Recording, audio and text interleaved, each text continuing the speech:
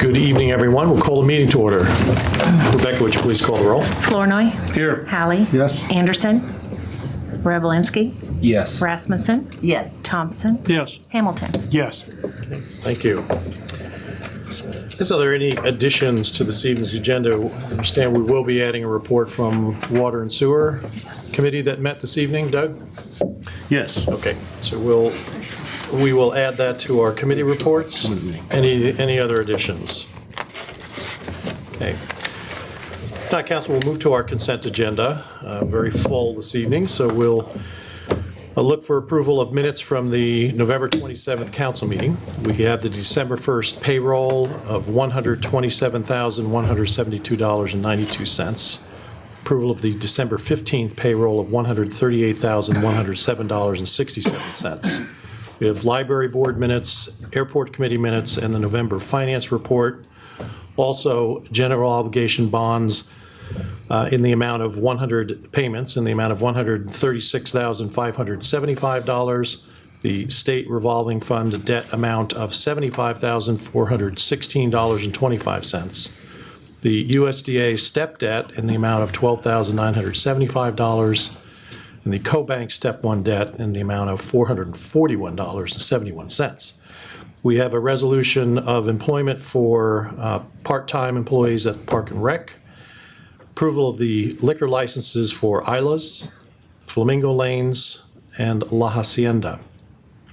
Total claims in the amount of $990,441.27, of which we have two large payments to Carl A. Nelson of $171,933.80, PKG Contracting $442,677.68.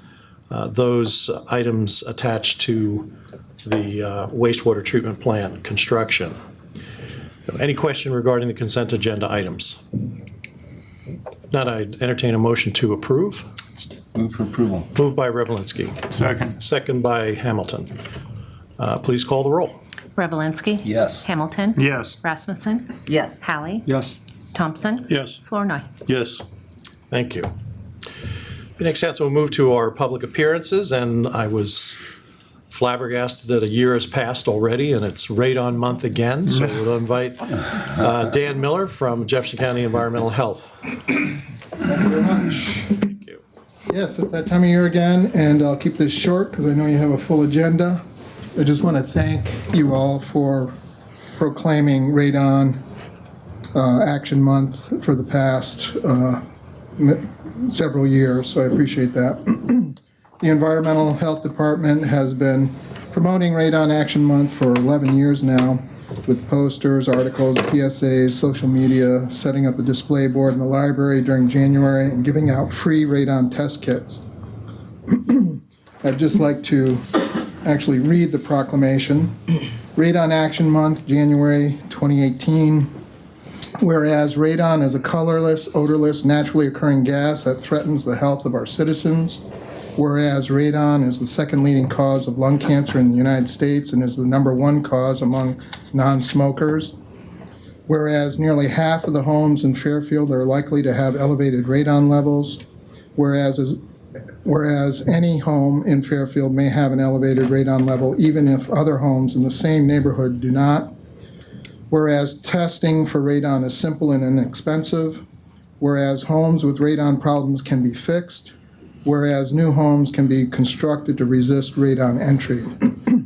Whereas Fairfield and the U.S. Environmental Protection Agency are supporting efforts to encourage Americans to test their homes for radon, mitigate elevated levels, and build new homes with radon-resistant methods. Now, therefore, be it resolved that I, Mayor Malloy, do hereby proclaim the month of January 2018 as official Radon Action Month in Fairfield, Iowa, and I encourage all residents to actively participate in the observance of this occasion. Thank you, Dana. We do have a current copy of the proclamation for you when you're completed. Can you give us a progress report on? Yeah, it's coming. Okay. So having a result of 4, which is the EPA action level, is like smoking 8 cigarettes a day. This is the third year the Kiwanis Club has donated funds for 50 radon test kits, and I want to thank them very much, which I will be giving out at no charge starting January 2nd, 9 to noon, to people who haven't tested before at the Environmental Health Office, 901 North 8th Street in Jefferson County Highway Building.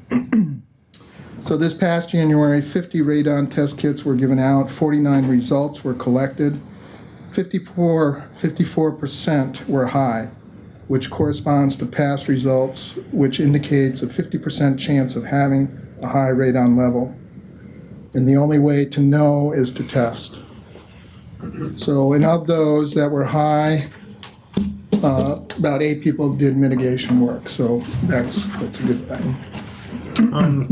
Dan, after mitigation work is done, have we went back with test kits to see how much that has helped? The person that does the mitigation does test again, and they guarantee that they'll bring it below the level 4. Oh, okay. Yeah. And I have had people come in that have mitigation systems and tested, and that came out good. Good. Thank you. And I know that the mitigation strategies are different for everyone. So do you run into situations where people can't afford the remedial Yeah, efforts? It's everywhere from $500 to $1,500 to get mitigation work done, and it can get pretty involved. Basically, you're punching a hole through your slab or through your basement floor, and you're putting a pipe up through the roof, and you're putting a fan on it. So, and it depends on Depending on how much work that is. how much work that is, how much aggregate you got under your slab, how many holes they got to put in, if you have a crawl space and a basement space, those type of things. And what are the high readings generally if they're above I've had 4? it as high as 59, Wow. yeah. And I've had it as low as 0.3, Okay. so it's a wide range. Good. Council, any questions for Dan at this time?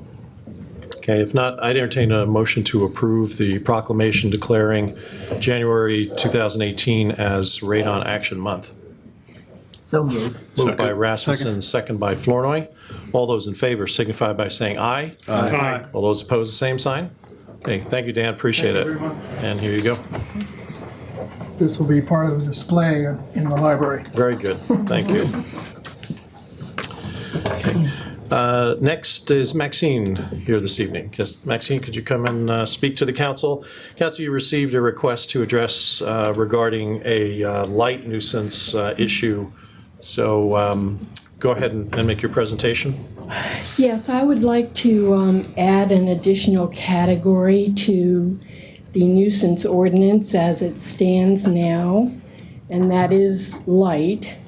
The first aspect of this new category is Christmas lights, which are left on all night long and which shine into another citizen's residence, disturbing them and their ability to sleep. The remedy could be a timer shutting off the lights by 10:30 p.m. and leaving them off until 7:30 a.m. I have suffered with this from December 5th, 2016 through January 3rd this year, and no amount of communication with the neighbor afforded cooperation on this issue. I was into my new home 2 months when this came up, and it's continuing this year. The second category of light nuisance should be any light on one residence which shines into another citizen's bedroom all night long and disturbs their ability to sleep. I have suffered with this nuisance since July 5th, 2017, when another citizen deliberately and suddenly started leaving their backlight on all night long, shining into my bedroom window.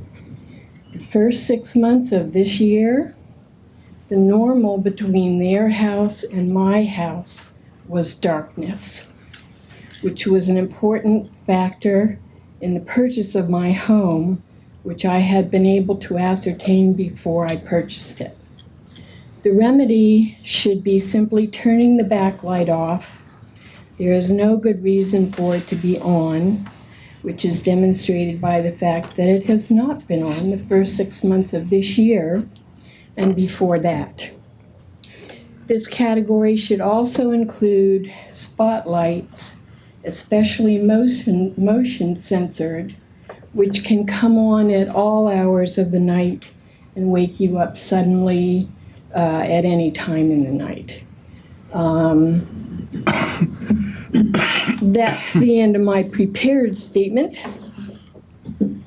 Thank you. So, Council, I don't know if we've had a chance to do any research on other ordinances that deal with light intrusion as a nuisance. But I guess I would just ask, is there interest in pursuing this as something that we would add to our code? Or, Mayor, I have a Yes. comment I'd like to make. First of all, what's your address? Cardinal Drive. Cardinal Drive, okay. I'm not sure the council is going to jump on an actual ordinance, like make a penalty for this. But one thing I would encourage the council to look into, there's a whole organization called Dark Sky. There's whole movement towards encouraging people at night to not allow their light to kind of go up, pollute the environment, because very few places anymore you can actually see the Milky Way. And so there's whole communities that have adopted policies, but I don't think they actually pass ordinances for them, Maxine. Usually it's sort of a community education effort, and people get behind it and they get into it. But there's a lot of different things that you can do. You get lighting so that it shines down and not up towards the sky or in your neighbor's house. There's a lot of different things that we could do, to encourage people to not pollute with light, and thereby, make it easier to see the sky at night as well. So I personally, I'm not going to be on the council after tonight, but I would encourage anybody who's interested to pick that up. Well, I feel that this needs to be, we already have a nuisance ordinance, and this would just be another category that is acknowledged under the ordinance that we already have. And I feel that this should be an ordinance for those of us who need to use it. Yes, a lot of people will cooperate with you and what have you, but for those people who will not cooperate, it needs to be a law on the books. Okay.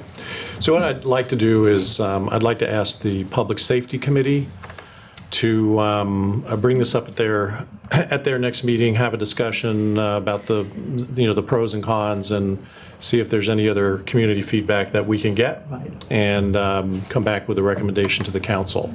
So we'll refer this to committee. That will be a public meeting. I'm sure you'd be invited to bring your testimony again. And I'd be happy to meet with them, when they have that. Sure.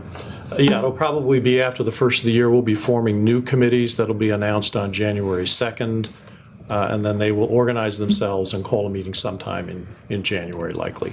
So we need to do this first before a second or a third reading. Before a first reading. Yeah, there's no reading. We have to create the ordinance. We would have to create an amendment first. This is a little bit involved process. The first thing is for this committee to do a little research on their own to see what that might look like and determine whether they want to go forward. They would come back and make a recommendation to the council. One more comment, Maxine. Have you talked to your neighbors about it? Yes, sir, last year You did, yeah. they lied to me and said they were going to get a timer, Oh, well. and they didn't. And I've already been driven out of my bedroom because of the second category of light nuisance. And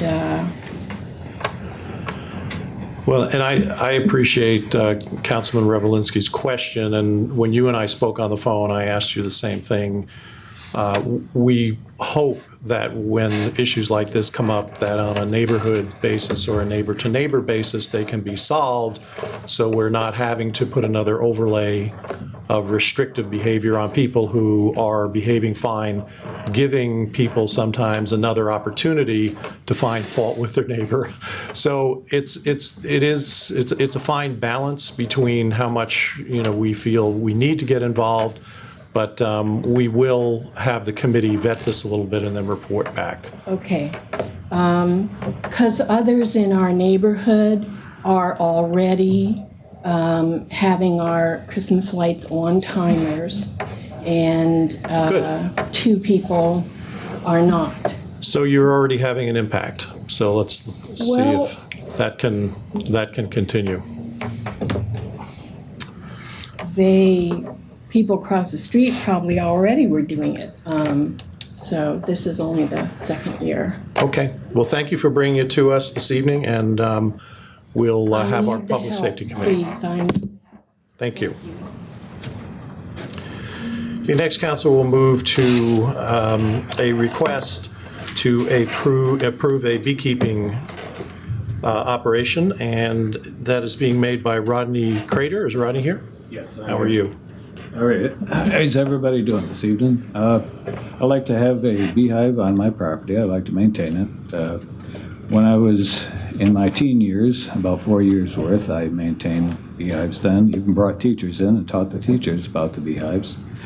I've also spent a few months now refreshing myself about what needs to be done in regard to maintaining the beehive properly, what to look out for disease-wise, etc. And given that the bees are so important to fertilization of the gardens, etc., I can only see it as being a positive benefit for the community. Great, thank you.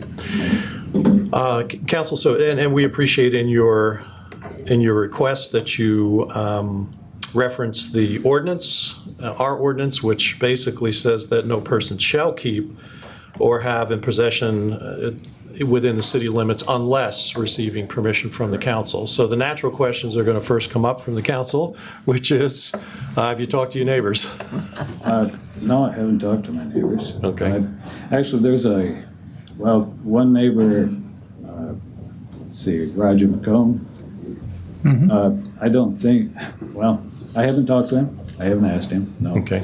There is a bit of a distance between where I want to put it and where his property is. Okay. Could you turn your microphone Yeah. towards you? Yeah, there you go. Thanks. Yeah. And the flight path of a bee would only be like 6 feet. Flight path of the bee is 6 feet. Yeah, it's not much further than that. They don't need much more than that. So they're feeding right in your yard? They're feeding. I mean, what they're pollinating Oh. and feeding, Well, a beehive you're gonna have an entryway. right? And that entryway is gonna have a flight path in front of it. And so you, of course, don't want to walk in front of that flight path. Now, where I positioned it, and I gave you folks a map, where I positioned it is alongside the house, where the flight path would end at the end of my house. Okay. So therefore, when they take off like that, anybody even walking by the house wouldn't be breaking the flight path. Okay. That's about the only area we have to be cautious. Okay, but the range of the bees in terms of their flight within the, Well, all of the bees around the range is going to be 2 to 3 miles. okay, Even those bees that are maintained out by the farmers, they're coming into town. sure. So, yeah. What's the population of your hive? As far as number of bees? Yeah. Well, I'd like to get it up to 40,000 or so. That's a typical hive. Okay. That's a good producing hive. It's going to start out with a core. You're going to bring it. I'll have the core delivered, and then they'll grow from there. How far is your back property line to the Partners with playground that's right there? Okay. Well, I have from where my back property lot is right along that roadway. However, Your house faces Fillmore. Right. You're on the south side of Fillmore. Right. South of you is Obie Nelson Park. right. Right south of your home would be the approximate location of where the Partners for Play stuff is at, because if you get behind okay. McComb's house, that's where the old pool used to be at. So we're talking about 40,000 bees in the proximity of where the playground is. Bees are gonna stay to themselves pretty much. I mean, and when you're talking about bees, and I'm talking about numbers, any typical hive is gonna have 40,000 bees. That's normal. I mean, Right. but you're gonna have bees all over the place anyway. I walk through my yard, I have bees all over the place. I mean, I do too, but I don't encourage them to come and stay. And I am not located directly next to a playground used by small I'm children. not though. So, I'm not directly next to a playground. If you look at the map, you'll see it's kitty corner off to the side. And the park is in back of me, but I have a complete lot between where I want to put, or the back of my house and the actual park itself. your complete distance is 66 feet from where you've got your hive to the property line that is the park. And with a larger Google picture, you would see that that property line that you're showing there is probably less than about 30 feet away from the park equipment itself. That's not true. Because I have a complete lot width between my back of my house and the park itself. 66 feet. 66 feet. Now, Right. now, given also the flight path is not in that direction, the flight path as I positioned it on the map that I gave you is actually off toward the east, not the south. Okay, so the hive location with the red arrow pointing to it that's directly at the back of your house, Correct. that flight path that you're talking about is going to come in from the east or the west? From the east. From the east. Correct, yes. Okay. At the end of that flight path, they elevate to a certain height? They'll elevate. I'm not sure what the height is on the bees. Before They'll they're go 12 high. feet or 10 Yeah. feet? Yeah, You know- they'll fly quite a ways. I want to remind the council, I do recall that we declined application, the last application that came up that was in a residential area. I think we're all for bees and that, but, you know, it just, And the we'll reason, feel responsible every time someone gets stung, even if it's not our fault or your fault. I don't think that the council is going to go for this. People can be allergic to bees as well, and we don't know what population is in the area there that could be exposed to. You know, I think the idea is you come to council, because if it's sort of like on the edge of the city and there's nothing around for a half a mile or a quarter mile or something, that might be a different story. But it's more perception than reality, I'm sure. And I'm sure you can make an argument, the other way. But I really am not sure you're going to convince our council here tonight. well, I know fear is a hard thing to beat, especially when it's backed by lack of knowledge. I understand this.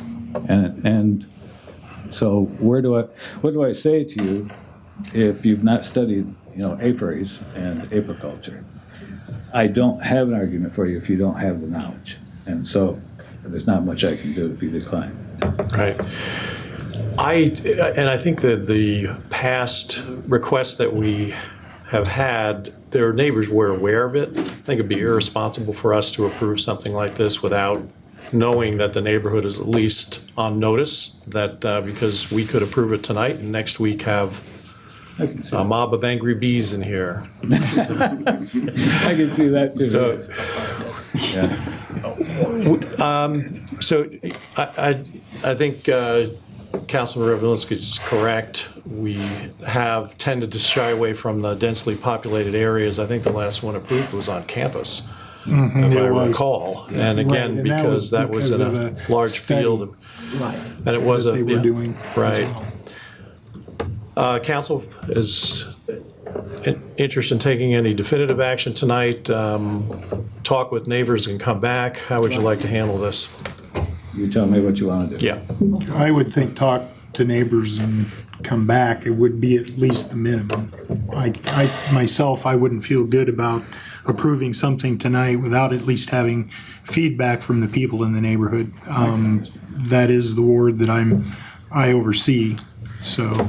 And I think that's an excellent idea in the respect that it's also can be an educational opportunity. Yeah. Sure. I think that would be wonderful. Yeah. The question is, though, what circumference around my property? 2 miles.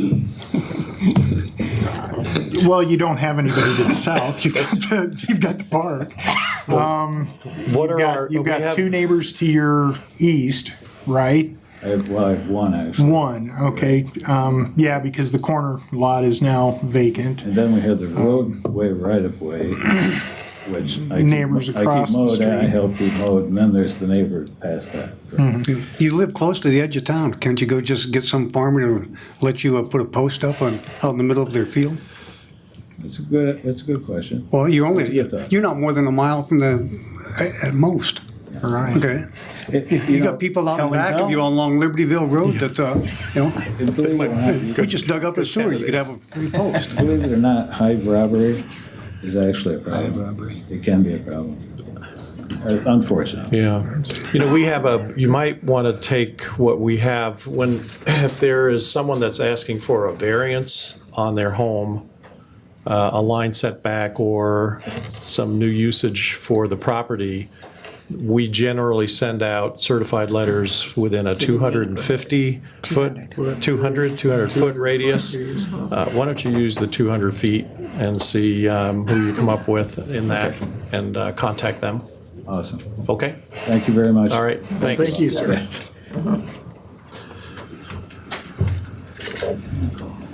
Council, next, we'd like to invite Robert Lyons, our airport administrator, to talk about the capital improvement plan over the next 5 years. Good evening, and thank you, Mayor and the City Council. I want to thank you for the support that you've given the airport over the years. It's been a lot of great things have happened at the airport, and I'm here tonight to, every year the FAA requires the airport to update their capital improvement plan. That's why I'm here tonight, and you've probably seen the minutes and the diagram and read the 5-year capital improvement plan. I'm here to answer any of your questions and maybe talk a little bit about the airport improvement plan that FAA established years ago, which gives the airport $150,000 a year of entitlement money. And that's what we've built up now over the last actually 4 years to continue on with the projects at the airport that are needed. I'd be glad to answer any questions that anyone has. You and I had spoken in the past about self-service fuel Yes. out there. Have we moved in that direction? Yes, it's been, this will be the second year we have had 100 low lead self-service at the That's airport. what I And recall. Fairfield Flying Service did that. Okay. That was the funds that we used, not any federal funds or state funds. Well, what brought up my attention is that in 2022, you're looking at replace the fuel farm. Correct. And that would go a long ways to be able to have a little bit more access to self-service for some of these pilots that fly through that just want to fuel up and move on. Yes, we'll be able to, at that time, to do an update on what we've already put in at the airport. And the self-service that we put in a couple years ago has really paid off a lot. We, especially on the nights and after hours, we've had, not a lot of airplanes, but quite a few airplanes come in over the last couple of years. Once pilots found out about it, and they start to come in more. Well, I know our discussion centered around the fact that Washington was doing that quite a while before we had started, and so you had felt that it would be an incentive to pilots to come in and use our airport if they knew that they could fill up on their own and then take back off. That gives us use and it gives us fuel sales and that Yep. kind of thing. So It has paid off over the last couple of years. good. Great. Robert, so I assume that the money that you're talking about that you have put in reserve will cover a lot of the local match elements of, or not, obviously, that'll cover some of the project funds here, but for some of the local match, do you see any issues over the next 5 years? I don't. Right now, we have $377,000 built up at this time, and we need to get this project going. So, once we start the project, we have till September to start the project. Otherwise, we lose that some funds. It's not a lot, but we will lose funds if we don't go forward with the project that the phase 1 of the taxiway rehab, which is needed. And down the road on the fuel farm, which is needed, that's a state project, and we're looking forward to that too down the road to get that done. Well, I think the operation is well-managed and well-planned. And I do want to make a comment about Melanie, our new city engineer. She's really helped me out a lot so far, and is going to be a big asset to the airport going forward. So I do really appreciate that help that I've got from her. Very good. So council, if you don't have any other questions, entertain a motion to approve the 5-year capital improvement plan. So moved. Moved by Thompson, second by I think we got Doug over here, second by Flournoy. All those in favor signify by saying aye. Aye. All those opposed, the same sign. Okay, thank you. Thank you. Next, council, we have a small sanitary sewer project. Mel, if you could tell us about that. Yeah, this project is exciting for me because it's the first set of plans that we've had come out of the engineering department. But so we do what we can getting started here. But the first project was for a couple sanitary sewer point repairs. The reason these were put out to bid is because of the depth of the sewer main at these locations. They range from 10 feet to 16 feet deep, beyond what city crews can do. So a set of plans and bid documents were put together for these 2 locations in this point. We mailed out the plans to 6 local contractors, and with one of them returning a bid. We did receive one bid from Drish Construction of Fairfield at $17,199.50, which is approximately $2,200 over the estimate. Sean and I do feel very comfortable with this number, even though there was one contractor that bid it, still very reasonable. One thing that I will point out is each individual line items vary significantly from the engineer's estimate to Drish's estimate. We bid this project a little bit different than we had in the past, so we didn't have a really good base to start with the numbers, but as you'll see that the overall number, their bid was still relatively close to the engineer's estimate. With all of that being said, the sewer department and I would still recommend award to Drish Construction at $17,199.50. Okay, thank you, Mel. Any questions, council? Okay, I would entertain a motion to approve the bid by Drish Construction for the project. Move to approve. Moved by Hamilton, Second. second by Rasmussen. Discussion? Please call the roll. Hamilton. Yes. Rasmussen. Yes. Flournoy. Yes. Thompson. Yes. Revelinsky. Yes. Hallie. Yes. Okay, thank you. Next, council, we'll move on to an acquisition of agricultural land. Melanie, if you can tell us about this action, and then we'll open up for a public hearing. This is a continuation of the step 2 public hearings that we've been having. When we set the meeting we set this public hearing at the last meeting, there were just a few property owners that didn't receive 30-day written notice, which is what we've given them at this opportunity. The rest of the step 2 property owners that have already been through this public hearing process, I will say that JCG has started to reach out to those property owners in setting up I know that they have a couple meetings set up, and so if this resolution passes tonight, JCG will then start contacting these remaining, I believe it was 4 property owners with about half a dozen parcels involved in tonight's public hearing. How many property owners were part of the initial public hearing and meeting? I want to say Approximately. about 40. About 40, okay. Yep. There's about 75 parcels with 30-some, about 40 properties owners. Right. So a large segment of those property owners that are going to be involved in this area have been satisfied in terms of their inquiries into this. And of the 4, have you had any individual feedback and any concerns? No. Okay. So at this point, we'll open the public hearing on the consideration of this public improvement. Is there anyone who would like to speak to it? Seeing none, we'll close the public hearing. And so your recommendation, Melanie, would then be to approve the resolution to move forward? Yes. Okay. Entertain a motion to approve the resolution. So moved. Moved by Thompson, Second. second by Hamilton. Any discussion? All those in favor signify by saying aye. Aye. All those opposed, the same sign? Okay, thank you. Next, Council, we have several actions that are going to come up regarding a development that is the third item on the second page of your agenda, which is the planned unit development in the new Chicago area by Accelerated Learning. I thought I'd ask the developers who are here this evening to briefly describe the development to us so we understand the area and what it is that we're looking at doing to support. Okay.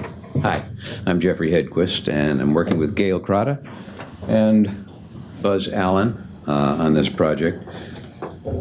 The new Chicago area is very interesting in that it might be called one of the more blighted areas, and at the same time, it's the area that has the most potential, especially according to the U of I survey that was done when they took a look at potential growth areas and areas that could be developed. One of the areas right next to that is the former St. Mary's Church area that Gail and Buzz have turned around pretty amazingly over the last few years. And our proposal is to make that a series of rental residences. To build them, there are a couple of triplexes and a couple of separate units, which we can describe there. And they would be designed with a number of things in mind.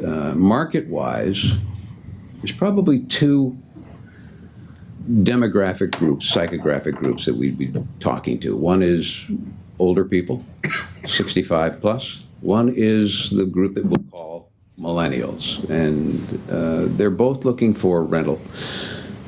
They're both looking for something that is, maybe this could be an ideal location. It's close to town. So you could walk, you could bicycle, you could drive. It's close to the university, so you've got that. It's close to the area, or that whole area of New Chicago, which is just starting to see some sparks of development with the depot and that whole area. Marketing-wise, the units will be developed with, according to Vastu. So some people who are interested in that will have that as an advantage. It's a marketing advantage. Those people who are not, they'll just have a really nice place to rent with gardens. It's going to be landscaped very well. We've covered a lot. Well, it's really been Gail who's taken care of a lot of the details, from sewer to lighting to access to fire safety, that sort of thing. And we're looking forward to launching this next year, in the spring, summer of 2018. The units are, what size do these say? So they will all be rentals, correct? They'll all be rentals. Okay. And Two triplexes, two triplexes, each 640 square feet. Yep, 640 square For feet. your 65-year-olds, there'd be a bedroom on the first floor, a living room, bathroom, and kitchen on the first floor with a loft. Because it's an acre. Go to the microphone. No, he's gonna finish. That's all right. No, it's okay. And then some of that information is in the information we have. The other thing for the council, Rebecca, if you could, you've been through the zoning process, sat in on those meetings. We're taking the approach of a planned unit development. Can you explain to the council why? Planned unit development is like an acre and a half. You have to have an acre and a half to be able to have it. And what it is, it's the mixed use between business and residential. The existing school is used as business for the most part. There are a couple apartments in there, but that whole area would be included in the planned unit development. Gail's got a very good illustration right there. And so that's what we're trying to move towards, is just the mixed use. Yeah, I think students, entrepreneurs, artists, that whole thing, are kind of attracted to this type of community, this type of area. And so I think it would fit in very well. We've given a lot of thought both to the construction, the size, the market, and the marketing to make this work. We have a combination of architects and builders and a marketer, and somebody who's had successful real estate experience. So I think it has a good chance to be a good success. And then that becomes almost like an anchor tenant for that area. And it then it draws attention, it draws some traffic, and I think it draws the interest to develop the undeveloped parts of it and really make it kind of a shining example of what the city can do. So. What type of density is this going to bring to the area? Number of people? If we had 2 triplexes plus 2 other units, so that's a total of 6, 7, 8 units with probably 2 or 3 people per. By the way, the parking is all self-contained within there. And that's another nice aspect of it. We don't have to add. That was another point I was going to ask, good- is yeah, where are these people going to park? Yeah. An example of the picture you have here is a nice walking entryway into an enclosed area, but Maybe Gail can give you just a quick example here. Yeah. This is the school, old rectory building, so there's all this parking that's enough for all these spaces. And even though this is considered by the city to be on the street, the old church there's another 40 places that are here. Yeah, But yeah. this lot contains the amount for parking, so they'd be spaced like this. So this would all get to be gardens, and there would be no cars coming in. right, you'd park up here and Everybody then would walk park down here, into it. correct. So there wouldn't be all these people going on Grimes area. Oh, goodness. You're not gonna be here. Well, tell me. You don't count, I'm not stopping. Yeah, just sit back, John. I know. She'll Paul over there. Yes. Not too big from that one up there on the screen. Okay. See if it's on the screen, right? Oh, it's on the screen. Right. There you go. All right, good. And there's Melanie helped with all of the fire, water, sewer planning. How would this be owned? Or is Accelerated Learning, is that going to, who's going to own it, or since it's all rental? Yes, it's, Accelerated Learning is a nonprofit, we sell math games to children, so we would own it. Just, I care about development in that area and. Gail, you have to talk on the mic, otherwise people can't hear you. Yes, Accelerated Learning Foundation would own it. It'll be all rentals. Okay. Great. Any other questions, council, for the developers? So anyway, I thought this would be the proper place to start. We appreciate the creative land use and the type of housing that you're providing as well. New rentals is I think a very important part of the housing mix that we're looking to develop within the city, because a lot of the available housing become investment properties and rentals, and we would like to free up some of those potentially and I think this really helps us with the availability of some new rental spaces in the community. We've had a lot of talk about development in the new Chicago area. This certainly would help quite a lot. There are a couple of retailers that have been able to make their way in that area. This could potentially help for more. It is a historic area. It is the site of the first 2 state fairs in Iowa, so it's good to see this kind of activity. Is the Rock still going to stay? It's, Absolutely. And all the trees are staying. All that's laid out, so I'm not taking down the big pine tree, and then there's a couple of they're all staying. Yeah, the better question, Tom, is would they help us keep it up and maintain it so that it always looks nice? First time I ever came to Fairfield, I drove through that area coming in on the highway. Okay, just that picture alone is an improvement. So, We can't do too much damage right here. Right. So, Council, why don't we go ahead, and thank you for the presentation. We appreciate it. This is coming to you as a recommendation from Planning and Zoning, so I know you've been through a public hearing process. We'll open up our public hearing now and ask if there are any comments on the planned unit development concept. Okay, seeing none, we'll close the public hearing. So, Council, I'd ask first then for your consideration of the resolution approving the planned unit development for accelerated learning. so moved. Moved by Thompson, Second. second by Hamilton. Any discussion? Not, please call the roll. Thompson. Yes. Hamilton. Yes. Hallie. Yes. Revelinsky. Yes. Flournoy. Yes. Rasmussen. Yes. Okay, thank you. So, Council, connected to this block, we'll move up to the top of our page there and go back to the vacating of a portion of the public alley east-west between lots 14 and 19 in this subdivision area. And this alley would be part of the project itself. Melanie, if you could describe that. Actually, Jason, if you go back.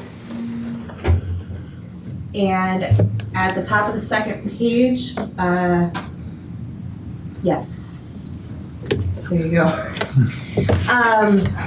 So this is a portion of the alley on the very west side of the planned unit development. Accelerated Learning owns all three sides of this portion of the vacated alley, or proposed vacated alley. And the blue highlighted lot is where one of the triplex units were shown on the rendering that they had earlier. Okay, thank you. So that alley basically goes onto the property and sort of dead ends there, doesn't go through to 3rd Street. Correct. The rest of the alley would have been vacated with the. It's kind of a dead end alley. Yes. Yeah. Yep. Okay. Thank you. So, Council, we'll open up a public hearing on this proposed vacation of the portion of the alley. Ask if there's anyone who'd like to speak to that. Not seeing anyone, we'll close the public hearing. Then your consideration then would be to vacate the alley. Our next step would be to set a public hearing to actually sell that portion of land. So we will not be doing that tonight, but your first step will be to approve the vacation of that portion of the public alley. Move to approve the vacation. Moved by Revelinsky. Second. Second by Flournoy. All those in favor signify by saying aye. Aye. All those opposed, the same sign. All right, thank you. And then, Council, a resolution to set the date to sell the real estate at a public hearing on January 8th, 2018, not 17. Oops. At our next scheduled council meeting. Entertain a motion to set the public hearing. So moved. Moved by Hamilton, Second. second by Rasmussen. All those in favor signify by saying aye. Aye. All those opposed, the same sign. Okay, thank you. The council will move down to a matter of rezoning lots 9 through 14 in this subdivision area. This is going to be from a B1 general business to planned unit development. This is by ordinance. This will be our first reading. And again, with the approval of the planned unit development, this is a necessary step. It also comes recommended by Planning and Zoning Commission. So entertain a motion to, well, actually, we'll open up the public hearing on this issue. First reading to rezone from general business district to planned unit development. Okay, seeing no comment, we'll close the public hearing and ask for a motion to approve the first reading. So moved. Second. Moved by Hamilton, second by Flournoy. Any discussion? Not, please call the roll. Hamilton. Yes. Flournoy. Yes. Revelinsky. Yes. Hallie. Yes. Rasmussen. Yes. Thompson. Yes. Great. Very good. You're on your way. Thank you very much. Council will move then to another rezoning. This will be first reading. I think, Melanie, you described it to us last time as when we set the date for this. If you could tell the council where this property is again. This is the abandoned railroad spur next to Taco John's. Right? Okay, Rebecca was giving me like, I want to make sure I had it correct. And the remaining of the parcels that are owned by Fairfield Mexican Incorporated are already listed as, or zoned as B1. So this would be bringing the last portion of the properties they own from the M2 to the B1. Okay. Thank you, council. Any questions regarding the rezoning request? Okay, we'll open the public hearing on the rezoning. So seeing no comment, we'll close the public hearing. John, did you have a question? That's all right. Okay. I was just curious remind us why they're doing this again? They are looking to put solar panels on their property, and the setbacks for B1 are less stringent than the setbacks for manufacturing. Okay. In addition, the property surrounding this manufacturing zone is all B1. So I would say really it's leftover rail spur zoning that is due to be rezoned regardless of the solar panel. Thank you. Yeah, we've had a lot of abandoned railways over the last 25, 30 years, and this is probably a remnant piece. And actually, the company that was utilizing it is no longer in business, so it does make sense to make that change. So I'd entertain a motion to approve the first reading of the ordinance to change from a M2 general manufacturing to B1 business. So moved. Moved by Revelinsky. Second. Second by Hamilton. All those in favor signify by saying aye. Aye. All those opposed, the same sign. I'm going to abstain since my day job company is doing that installation of the solar. Thank you. One abstention, 5 in favor. Council, next we'll move to some work that we have to do regarding the urban renewal areas that have been recently approved, one in the West Industrial Park, and then one on Lincoln Avenue. These will be, again, setting up TIF districts, and your action tonight will be to approve setting up a special fund for payment of principal and interest into these special funds upon the collection of the increments once these are in development. So the first public hearing will be for the West Industrial Park Urban Renewal Area. We'll ask if there's any, open the public hearing if there's any public comment. Okay. Not seeing any at this time, we'll move to our first reading, which would be to approve the special fund for the collection of taxes and interest. So moved. Moved by Thompson to approve. Second. Second by Hamilton. Discussion? Not, please call the roll. Thompson? Yes. Hamilton? Yes. Revelinsky? Yes. Hallie? Yes. Flournoy? Yes. Rasmussen? Yes. Okay, thank you. Next, council will move with the same action essentially for our Lincoln Avenue Urban Renewal Area. This is for the development that is taking place there of homes and rental units. We'll open the public hearing on this proposed urban renewal area. Seeing no interest in public comment, we'll close the public hearing. And again, you would be approving the first reading to create a special fund for payment of principal and interest on the tax increment created for these areas. So move. Moved by Rasmussen. Second. Second by Thompson. The discussion. Not, please call the roll. Rasmussen? Yes. Thompson? Yes. Hallie? Yes. Hamilton? Yes. Revelinsky? Yes. Flournoy? Yes. Okay, thank you. Next, council will move to our second reading, and that is to amend our misdemeanor and penalty provisions. And if I recall from our last meeting, our city attorney had recommended that we try and get this done by the end of the year.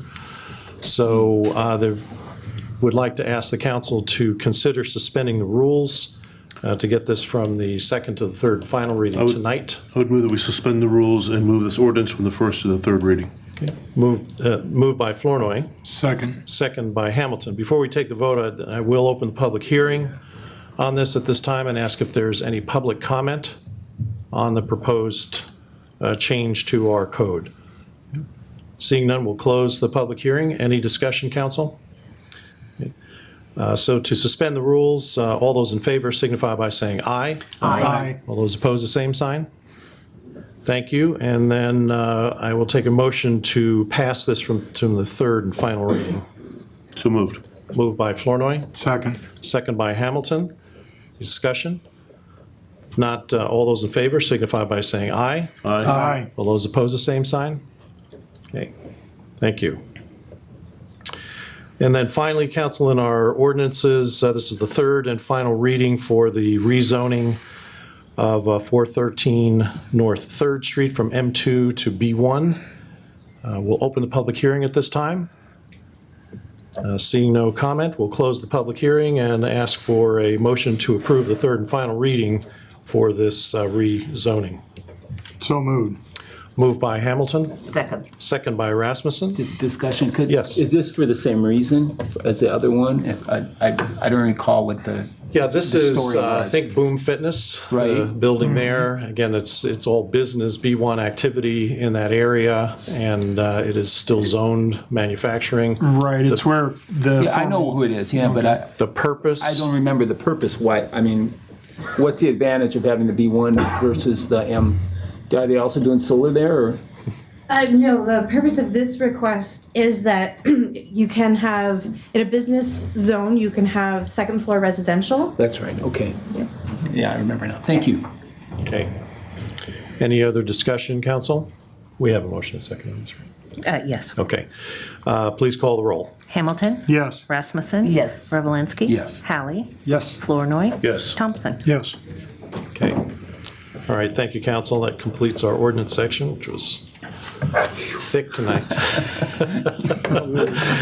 Okay. In my report, council, I wanted to let you know that myself and Aaron and Daryl had an opportunity to meet with our Alliant customer service representative and also the gentleman who works for providing some of the products for them for lighting.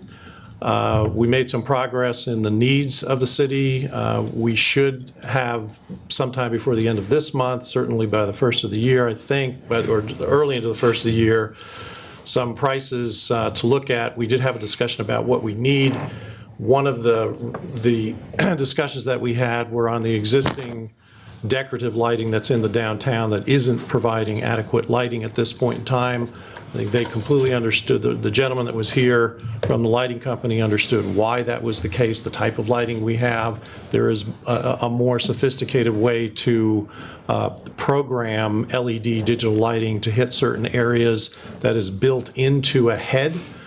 So we would literally just be replacing the interior guts of these lights and should get a better quality lighting performance out of those. So that's what he's going to be looking at. And then, of course, our very fond older green Brontosaurus dinosaur lights. We looked at a couple of different styles, a couple of different price ranges. He's also going to do a little bit of research for us if we're going to be looking at a major replacement, at trying to find the same style of decorative lighting that we have in the downtown to potentially go out a little bit further onto maybe east and west of the square, maybe on Court Street, to extend some of that as well, so that we can be a little bit more consistent there. But again, looking at all of those prices, but I think we're making progress and we should have some answers. Next thing I wanted to talk about is a work session for the council. We're going to propose Saturday, January 13th, the morning, which would be... I will be gone. You'll be gone? I'll be going. Warmer weather. I'll So what dates, so let's look at January. I kind of figured that we might run into a little bit of that, so. Let's see, so the I'm week, gone the weekend of the 20th, so. all right, Tom, are you here the first weekend, which would be the 6th? Yeah, so we'll be gone from roughly the 11th to about the 22nd. So how is the 6th? I'm Okay. good that day. Paul, are you still here? Okay. Okay, so why don't we, is that good with you, Martha? That's fine. So why don't we schedule it for the 6th? Good. And then, Aaron, if we could get back to David and see if he could have some numbers for us by the 6th. So this could be a part of our work session to, look deeply at that project. What time are we starting? 9 a.m. So we'll go 9 to 12. And then finally, Dick DeAngelis from Fairfield Media Productions would like to put on a special showing for the documentary film Life Before Fairfield for city employees. Chamber, I think, is also participating in this as well. It would be December 28th at 7:30 p.m. At the Sondheim. But we'll get the word out to all of our city employees, and certainly I think the public is going to be invited as well. So we are utilizing the Sondheim, but I think it's a good opportunity to look at the work that was done, that our media center and Jason helped produce. So I know I'd like to see it again myself, so looking forward to that. That's everything I have in my report. We'll move to our committee reports, Ways and Means. Tom? Yes, we have 4 items. We had a meeting last Thursday, and I think everybody should have a copy of the minutes. Yes. Okay. Yes. So the very first item is the FIDA annual membership request dues, $16,000. In the past, if you recall, that came out of the UDAG funds that were set up with the Falco project, and due to the sale of Falco to promote jobs and that by the new company, that loan was forgiven.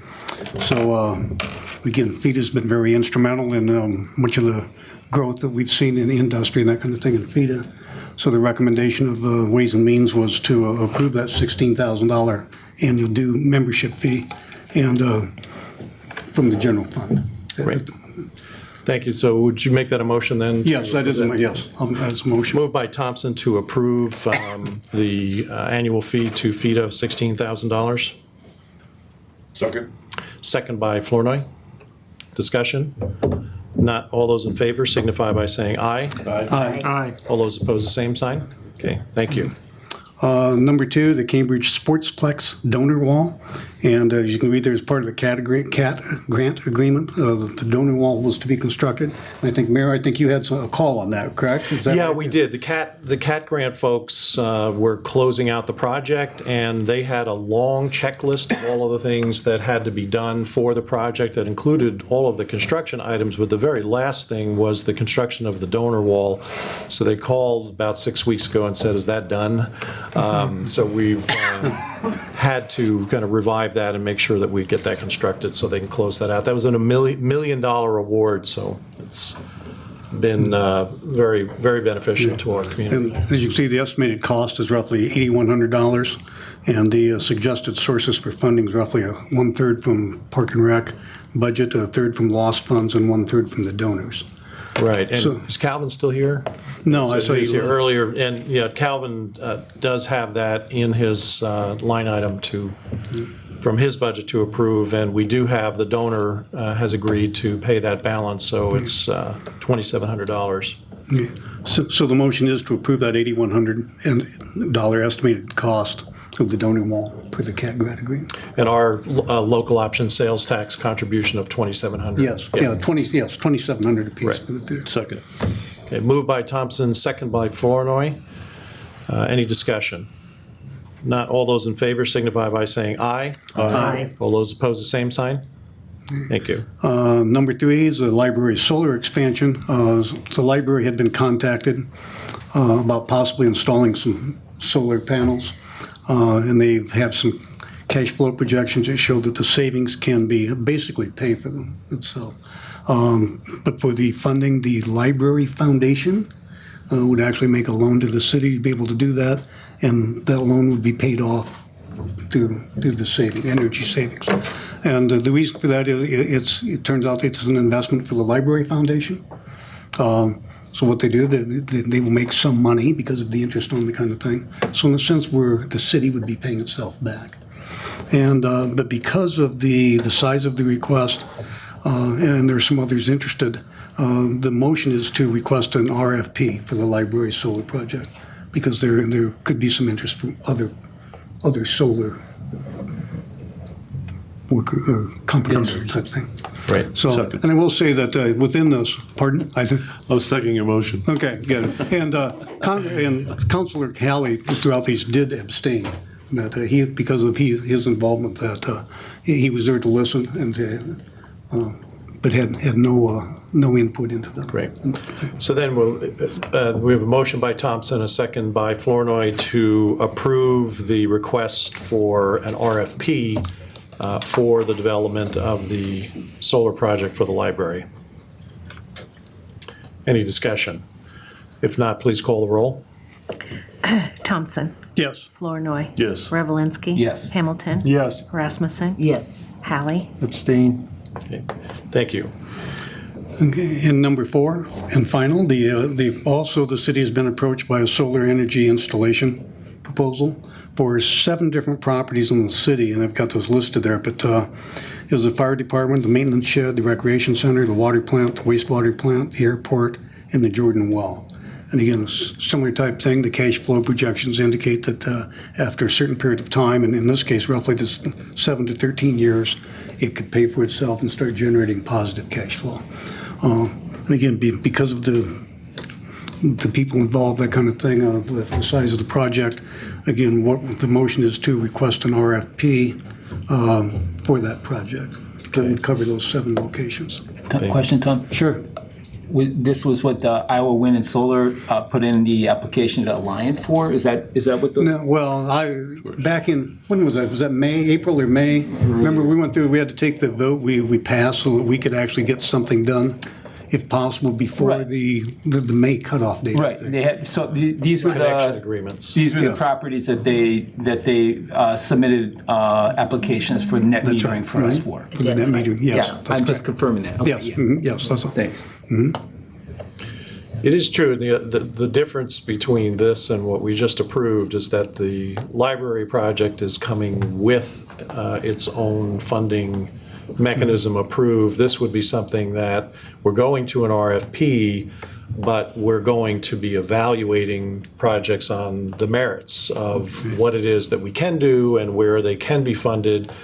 And I think, the 2 local solar companies that were part of the discussion that will also be helping to frame the RFP understand that, and they understand that that was part of the discussion, that we would have to have all of those things satisfied before anything went forward, but the process to go forward is through the RFP. Right.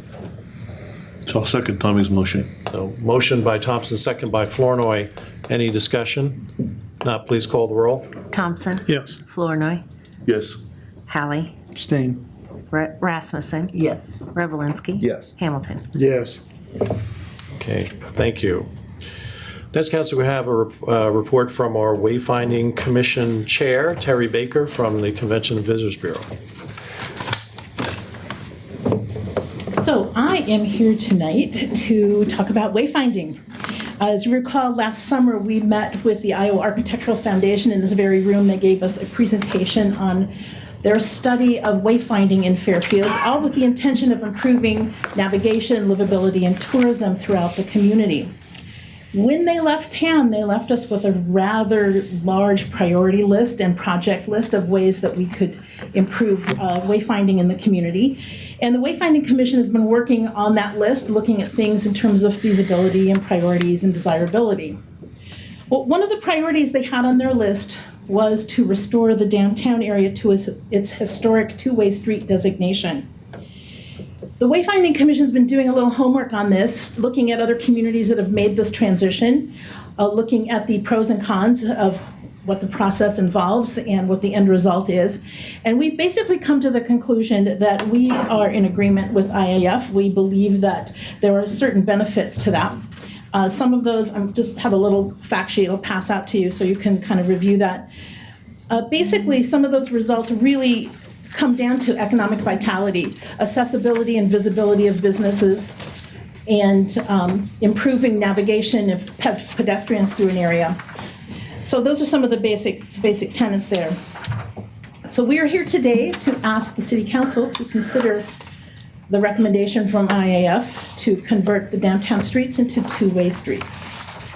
Now, we know that this is not something to be taken lightly, or it's not going to happen overnight. We understand that there's a big process here and that engineers are involved and opinions are involved in all kinds of things, because any major change like this is going to definitely require some looking into.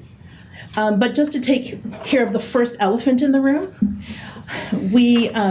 Darian Sloat from the Chamber of Commerce and I have been hitting the streets the last couple of days talking to the business owners around the square. And I'm going to invite Darian up to talk about the things that we found from that. Are you calling me an elephant? Yes. Hi, my name is Darian Sloat. I'm the CEO at the Fairfield Chamber of Commerce. So we did walk around. We haven't spent a lot of time doing this. I think you spent about a half a day, and I spent about a half a day today, and we missed a lot of people on the square because some businesses are closed on Mondays. But we do have a sign-off with 42 business owners who are on the square or within 1 block of the square. One exception to that is Aronda's. We did stop there since it was right across from the office, and he signed off too, and technically they are, 2 blocks off the square. But everybody else on that list is either on the square or on the street touching the square. Did anyone refuse to sign? Nobody refused to sign. We had one person who, when we were out doing our walking audit in the downtown, drove by in a truck, and we talked about it, and he's like, no, but we actually talked at length today at about 5 o'clock, and he said, okay, I'm changing from a no to a maybe. Okay. There was one other person who was not representing a business, but did make their opinion known that they did not like the idea because they wanted the ability to park either on the left or the right when they were going down the street.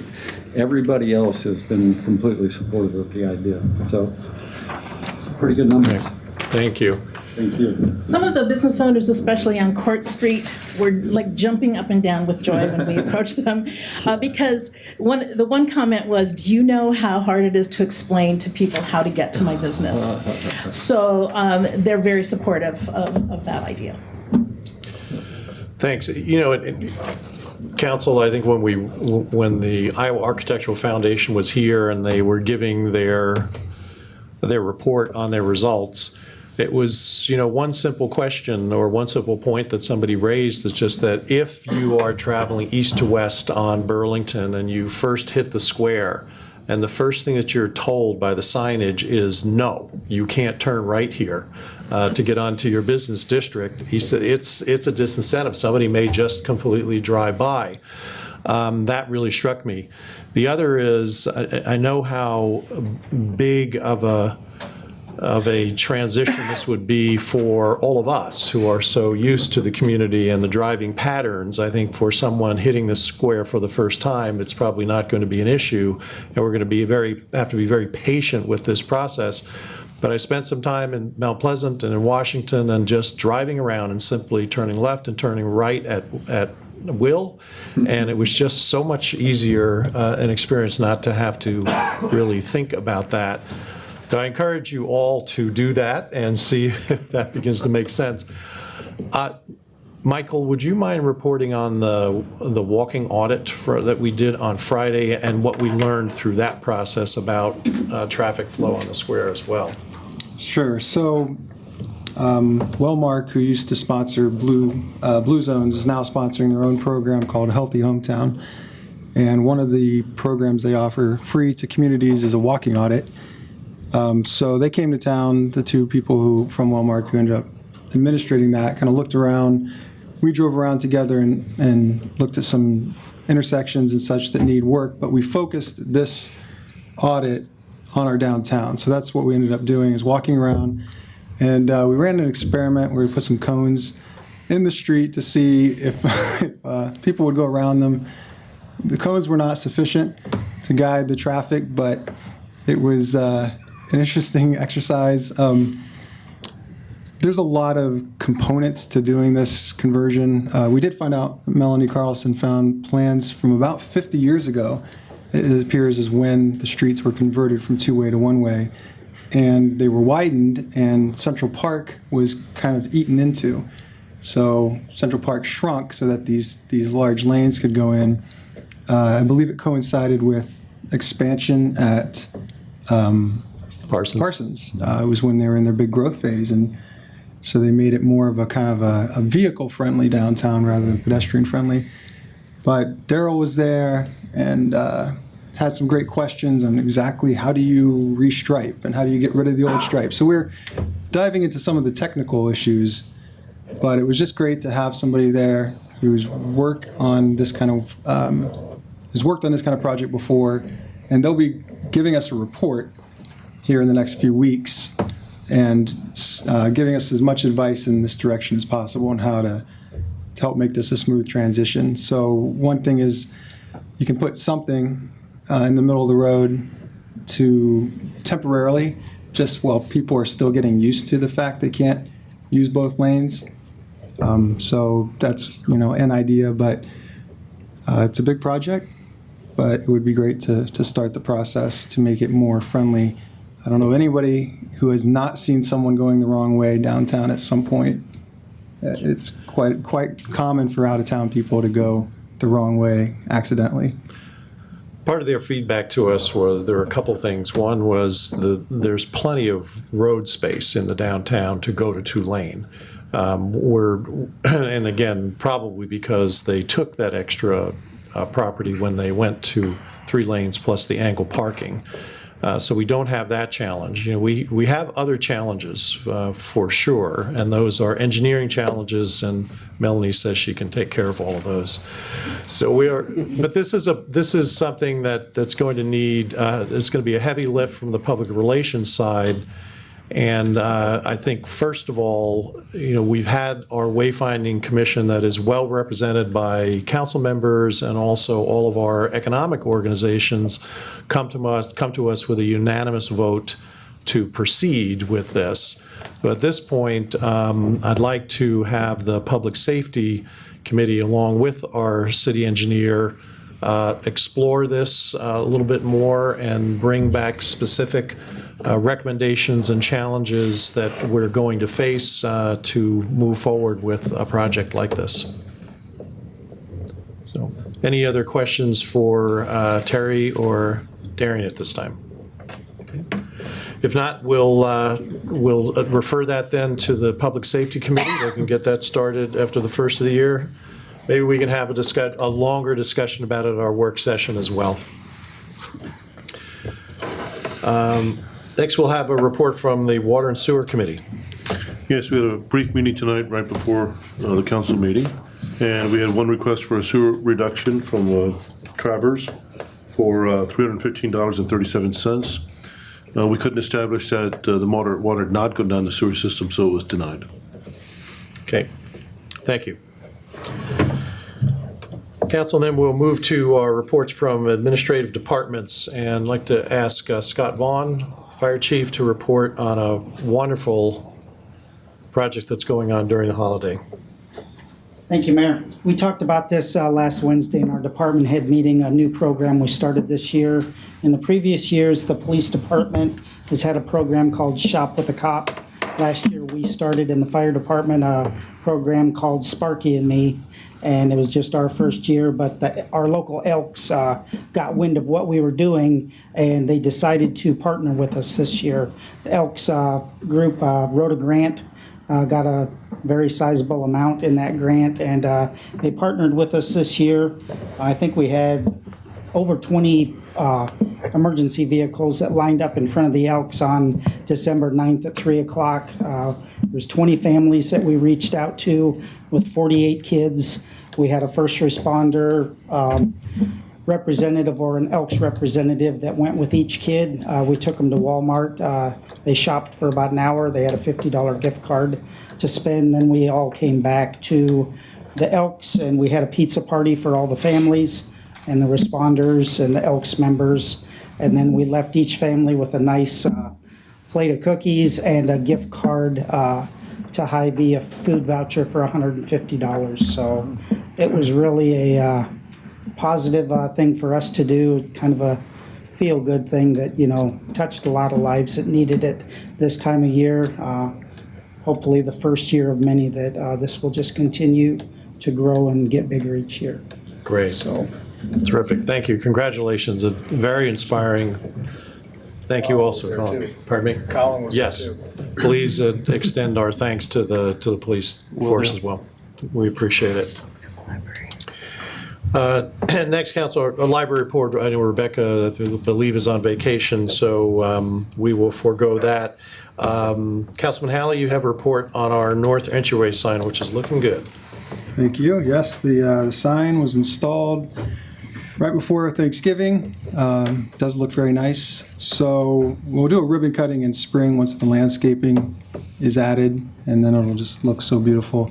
We're going to go with low maintenance landscaping because I know Scott Vaughn does not want to be out there pulling the weeds, and neither does Daryl. So we'll go with native, low, super low maintenance plantings, as low as you can get.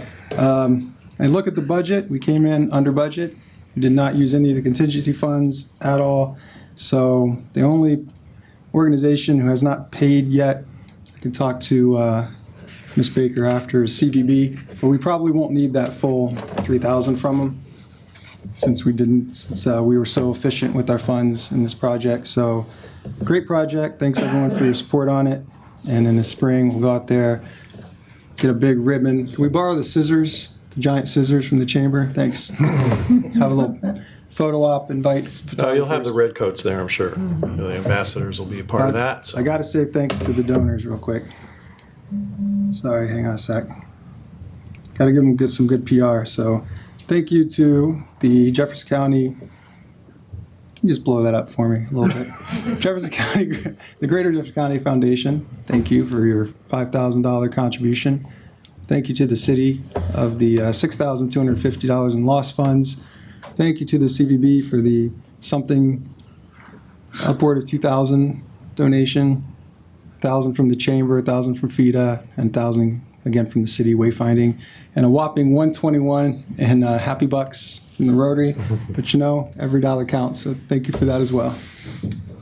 Okay. Thank you, Michael. Appreciate your report. So, Council, before we adjourn, this is a very special meeting and a very special time when we say thank you and goodbye to a great public servant and councilman, John Revelinsky, who for the last 20 years has served on the council, and I believe has probably served on every committee. He has served as a mayor pro tem. He has been on the front lines of some tough issues and has brought some really creative elements to the community as well.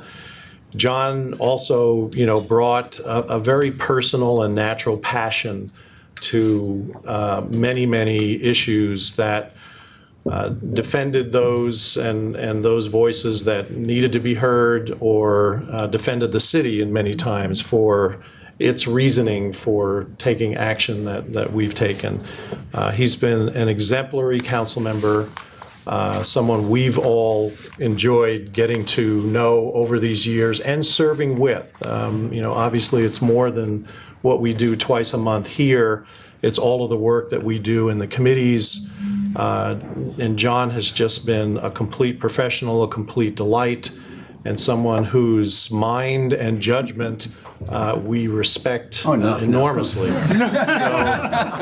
that was where I was going to cut it off. Maybe it was a little too far. John, thank you so much. We are really going to miss you. We really appreciate everything that you've brought to us and the friendships that you've made here throughout the city. Thank you very, very much. Thank you, Ed. Thank you. So I'd like to invite council members, but I'd like to present John with Oh. a key to the city for your 20 years of service. Thank you so much, John. Always remember us and tune in every once in a while. Lots of pictures with it. Gotta do the fake Do I handshake. have to turn in my key to City Hall now, too? Exchange? Yeah. Keep shaking. Doesn't unlock the vault? We'll put the key to say. Must unlock the vault, right? Rebecca? All right. Thank you, Ed. So, council members, if you'd like to offer any of your sentiments, you can do so at this time. Well, I'd like to say that John was pretty good to me when I first started on the council. There was things I had no clue about when I started to fill this seat, and John helped a lot to get me up to speed, and it's been pretty great working with you for the last 15 years together on the council here, and I've really enjoyed it. And I know at times we haven't seen eye to eye on things, but other times we've come to some pretty good agreements Most of the time. in what we've done. So I appreciate that, John, and I appreciate you very much. Thank you, Darren. You're welcome. Well, I appreciate the way John is a defender of the weak and oppressed, and he's always avoided raising rates at every possible turn. And even when he realizes we have no choice, his vote, you hear it in his voice, he grudgingly says, "I." You know that he hates to do it, and so thank you for looking out for the little people, John. We'll carry on that tradition. I hope so. That was going to be my parting wish to you all. to go easy on the little guy and be careful about our taxes here. Anyway, thank you. Thank you, Michael. John, all I can say is that my hope for tonight was initially, but then they didn't get around to it. It's going to have to make you be the first one to make every resolution tonight. So that way it'd be in the minutes. All they would see is Revelinsky. But it didn't turn out quite that way. Really though, John, you know, I can say, you know, once again, I know how fond Bob, my husband, as the mayor was of you. And, you know, when I came on, he said, well, there's something special about John. And so you really have. You have given a lot of thought and a lot of effort to decisions that are made on the council, with the council. And you've been an excellent person in the community. So Thank you, Martha. you'll be missed, needless to Oh, say. thank you. I'll still be in the community, but thank you.